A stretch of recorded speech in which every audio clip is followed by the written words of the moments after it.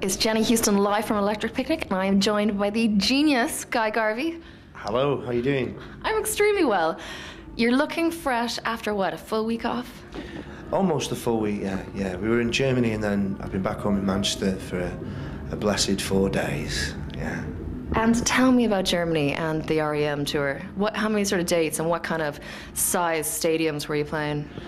They wanted to do it rather than basketball stadiums and etc. The band told me that they wanted to do more interesting places, so there's huge outdoor amphitheatres and the grounds of palaces and things like that.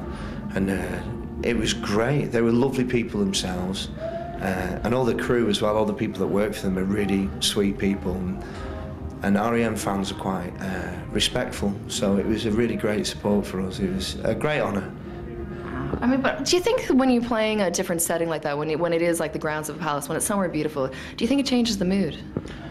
Oh yes, certainly. And one of the nice things about having 4 albums under our belt is that we can pick and choose the set to suit the surroundings. You know, we played a great gig in Delamere Forest a couple of months ago, and it'd been a really hot day and there was a full moon, and we've got loads of songs with moon in them, so we threw them all in the set that night. And all the Newborn and all the stuff like Fugitive Motel, all those tracks would be gorgeous there. Yeah, it was just really lovely, and I'm getting a real kick out of the fact that families can come to a lot of these festivals now. You know, Electric Picnic's one that really suits families. It's just something different, you know. Babies with headphones. Yeah, I love that. Yeah. We were talking about that today, that just how much it changes the atmosphere to see toddlers running around. It just takes the aggressive edge off of anything. It's kind of fantastic. Well, once they leave by 8 p.m. It's good to have a bit of both, though, isn't it? Yeah. I've seen you so many times in so many different settings, and one of the things that you're famous for is you're kind of not only a songwriter and a singer, but you're a bit of a stand-up comic at the same time. Well, I think it helps that people like our music. I think that's why I get away with some pretty corny gags from time to time. But no, I wouldn't want to be a stand-up comedian for all the tea in China. That's got to be a tough job. And what about the broadcasting? Well, that sort of came about by chance. Mark Riley, who works for Six Music, went on holiday, and he's a friend of mine, and he said, would you fill in for me? And I thought, oh, that'll be easy, you know, talking, playing records. I did it once, and it was terrifying, and I did it really badly. So I asked the opportunity to try again, and put some effort into it, and they offered me a job. And I couldn't turn it down, really, because they offered me everything I wanted. So it's probably very annoying for the rest of the Six Music presenters who've all got there the hard way, you know, having me swan in. Yeah, but, you know, that's what albums are for. That's what celebrities for, you know? Higher demands. I want it now. Where's my personal assistant? Yeah. I have to ask you about one of my favorite bands and one of my favorite singles of right now, which is Eternal Woman, Deus. And I've always been a Deus fan from the early days. And that song is just gorgeous. And when I saw Guy Garvey and Karen from The Knife, I don't know how to pronounce her surname. Me neither. Oh, really? No, I've no idea. Okay. And is Josh Homme on that as well? I'm not sure. Okay. And I'm not Well, sure. definitely you and Karen on the credits, and I was like, wow. So how did it come about? Well, I've known Tom for a few years. I mean, I've always been a huge Deus fan as well, and they've never had the recognition they deserve in the UK. A musician's band. Well, maybe, but I also think that they were unlucky with record companies as well, as so many people are. When I first met Tom, he thought it was because English is his second language, and perhaps that's why people weren't having it. And I was like, you've got to understand that I didn't know that you were from Belgium until I'd loved 2 of your albums. You know, his command of the English language is better than mine.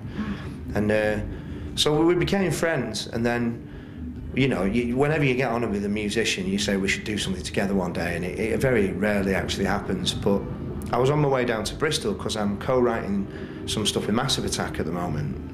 And I was on my way, and Tom phoned me, and he was like, Guy, man, I need you to sing on this track. And he was like, really like that. I could hear like loud music in the background. So I told him where I was going, and I was saying, like, email it me, and I'll work on it tomorrow morning. And Massive gave me the use of their studio for the morning, and I threw some harmonies at this part and sent it back to him. And it was mixed that night and mastered the following day. And then I got a copy back through the post, and another phone call from Tom saying, it's great. You know, so It really is great, though. It's a fantastic single. It's just sort of pop happiness, you know.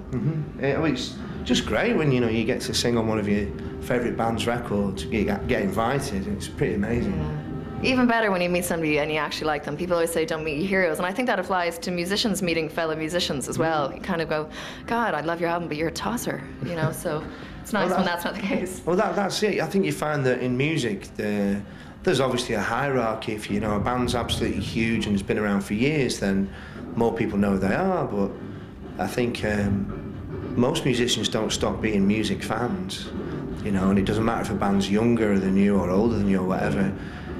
You walk around the compound around there and all you can see is bands trying to look cool in front of each other, It's a really nice atmosphere because, generally speaking, musicians are great. You get the occasional prima donna, but...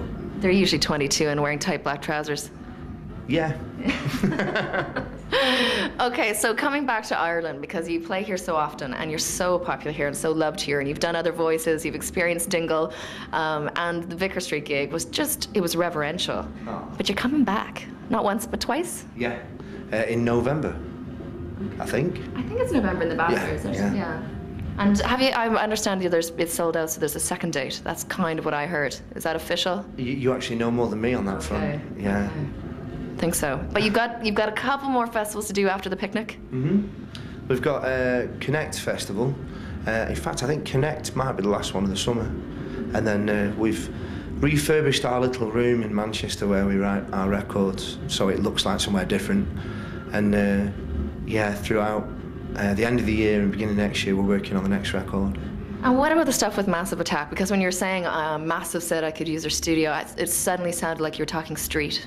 Oh, did it? Yeah. No, thinking like massive, it's massive, but you're actually talking Massive Attack. It's just you sounded very cool there. So it's really funny because if you meet Rob Delmacher, 3D, if you meet him, whenever you see Massive Attack's press shots, because the music's dark and it sort of explores different areas of the psyche, they always look intensely serious and quite hard on the pictures.